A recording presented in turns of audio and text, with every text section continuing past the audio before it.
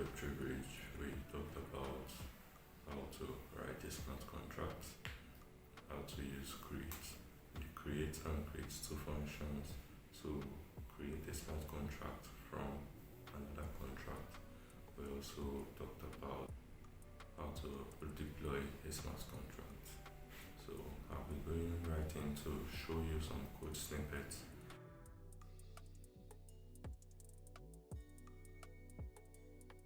So we created the boot token smart contract, and we all know basically to create when creating a solidity file, we need to put our license identifier here because the solidity files are open source codes.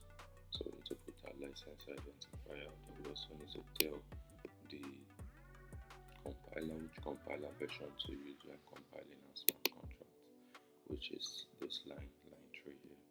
Then we need to declare our contract using the contract keyword and then the name of the contract. After that, we need to declare state variables. We declare our state variables here, which are the owner, name, symbol, decimal, total supply. So all these are basically the types of the variables. So we have the owner variable, which is of type. We have the owner variable, which is of type address. We have the name variable, which is of type string. The symbol variable of type string, decimal of unit 8, total supply of unit 256. So after that, we created the balance mapping.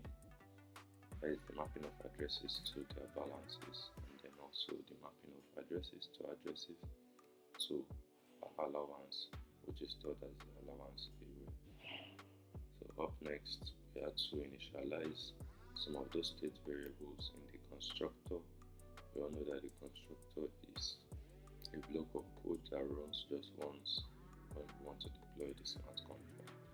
So we have to set our name, our symbol, and our decimals, and also the owner of the token contract.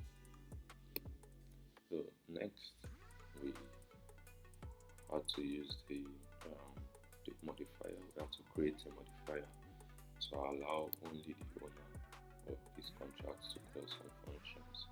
Here, we require that the person sending that transaction message should be equal to the owner which we set here in the constructor. Next, we wrote the balance of function. We wrote the balance of function, which takes an address and returns the balance of the address. We also wrote the mint function, and it takes an address to mint the tokens to and the amounts to mint. It's also decorated using the only owner modifier, meaning that only the owner of the contract can call the mint function.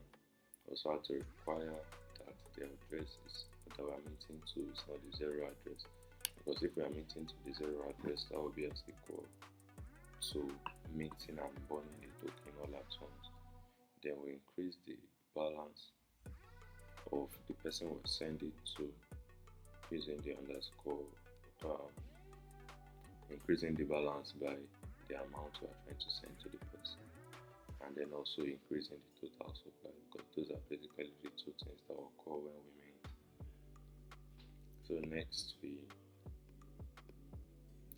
had to create the burn function.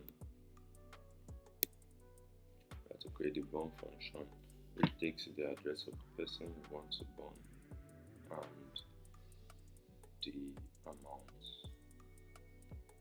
So it's an eternal function, meaning that only this contract can call the burn function.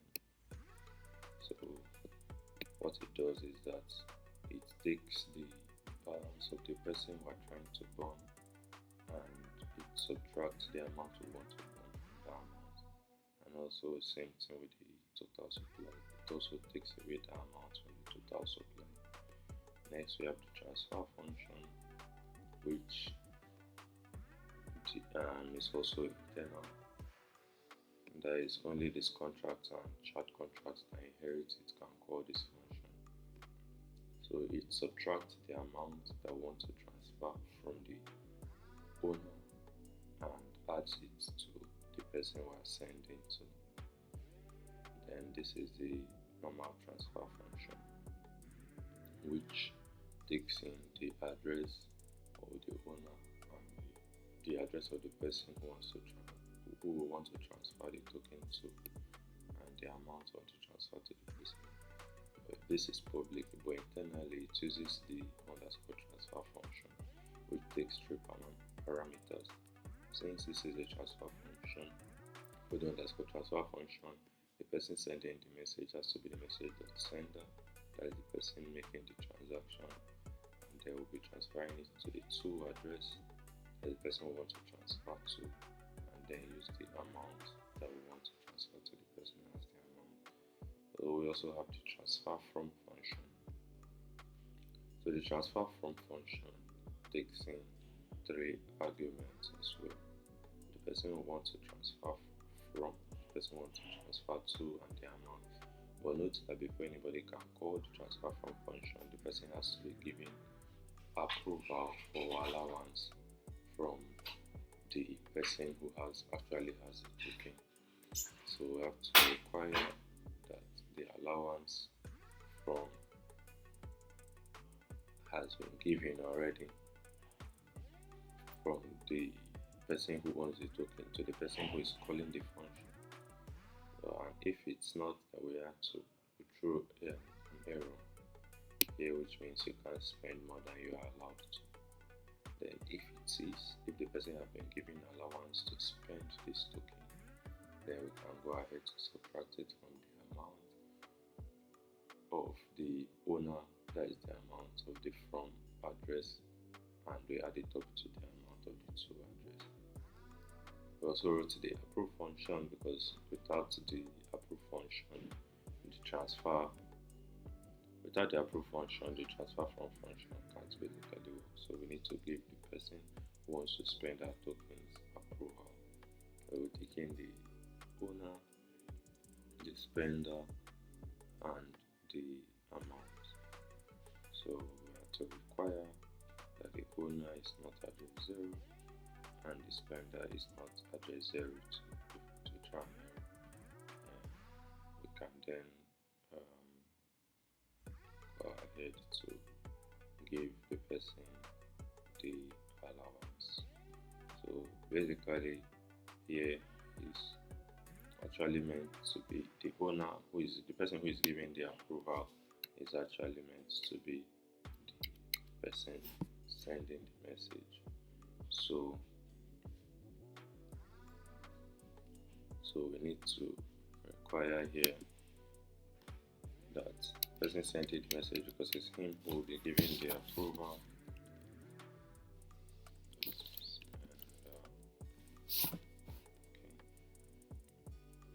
And then there is basically no need this. So you just need to be sure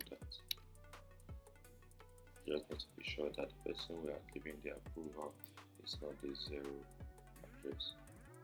Then we can go ahead to check allowance. To check allowance, we need the person who want to check if we have given another person allowance, and then the person who will give the allowance, who is the spender here. Then we get the allowance by calling this allowance state variable, which is this mapping here. To get the allowance that was given to the spender.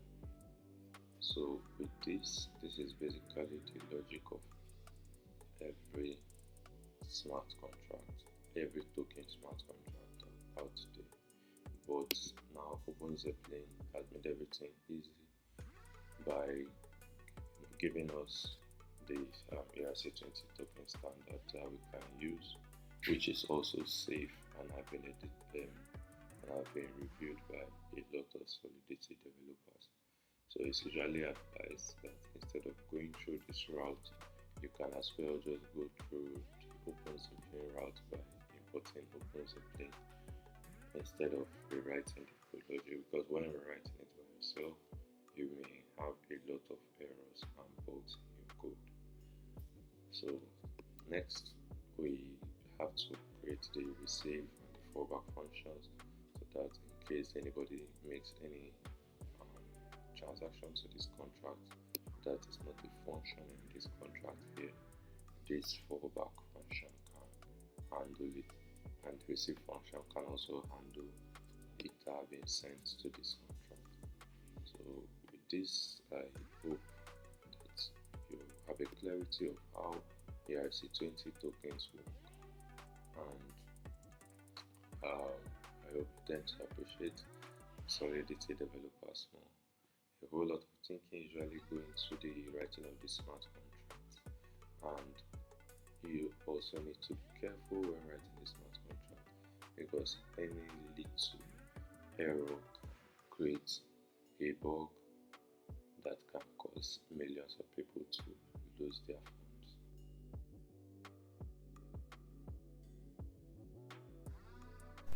Okay, thank you for joining me through the code review of last week, and I look forward to bringing you more content this week. Thank you and God bless you. See you next week.